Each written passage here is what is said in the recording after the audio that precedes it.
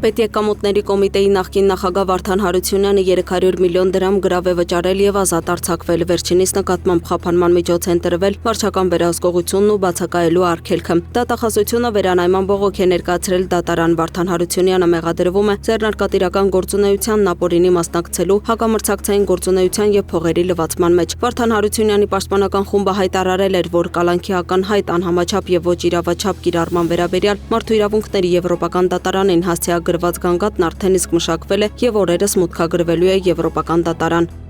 Հակակոռուպցիոն կոմիտեում քննվող քրեական վարույթի շրջանակում հանրային քրեական հետապնդում է հարուցվել Հայաստանի պաշտպանության նախարարության Արմավիրի զինվորական կոմիսարիատի ստորաբաժանումներից մեկի պետի եւ եւս 3 անձի նկատմամբ։ ՊՆ Պաշտոնյան մեղադրվում է վարժական հավաքների ենթակա անձանց նշված հավաքներից ապօրինի ազատելու գործընթացը կազմակերպելու դիմաց խոշոր չափով կաշառք ստանալու մեջ։ ՊՆ պաշտոնատար անձի նկատմամբ կալանքը որպես խափանման միջոց կիրառելու միջնորդություն է ներկայացվել դատարան, որը բավարարվել է։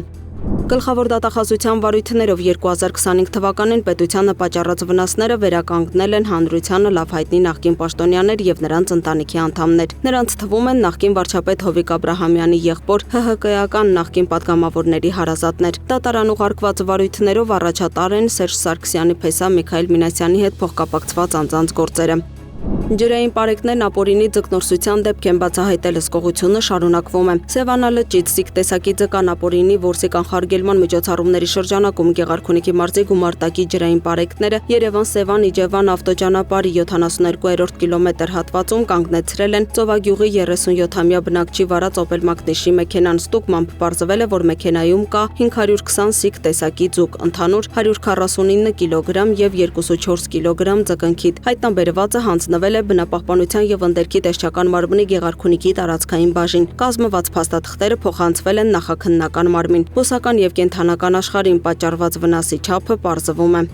Քրեական ոստիկանության Լոռու մարզային վարչության ծառայողները ստացել էին օպերատիվ տեղեկություն, որ Վանաձորի եւ Սարամեջ գյուղի բնակիչ 17-ամյա երկու տղաներ տեղադրելու միջոցով իրացնում են թմրամիջոցներ։ Վանաձորի Տիգրան Մեծի փողոցում նրանցից մեկը հայտնաբերվել եւ տեղափոխվել է վարչություն։ Խոզարկությամբ նրա պայուսակում հայտնաբերվել է կպչուն ժապավենով 4 փաթեթ եւ գաղտնի փականով դանակ։ Նախաձեռնվել է քրեական վարույթ, որի շրջանակում կատարված միջոցառման արդյունքում նույն օրը հայտնաբերվել եւ վարչություն է տեղափոխվել նաեւ 17-ամյա մյուս պատանին։ Պարզվել է, որ վերջին թմրամիջոցով փաթեթները տվել է համագյուղացին Սարամեջի բնակիչ մեկ այլ 17-ամյա պատանի։ Նա էլ նույն օրը ձերբակալվել է։ Ըստ պատանիների, նրանք իբր գտել են թմրամիջոցով փաթեթները, որոնց մի մասը թաքցրել են Սարամեջ գյուղի սկզբնամասում։ Կատարված զննությամբ տղաների նշված վայրում հայտնաբերվել է մարիխուանայով 19 փաթեթ։ Դատարանի որոշմամբ նրանցից երկուսի նկատմամբ որպես խափանման միջոց կիրառվել է վարչական վերահսկողությունը համակցված բացակայելու արգելքի եւ դասյարակչական վերահսկողության հետ։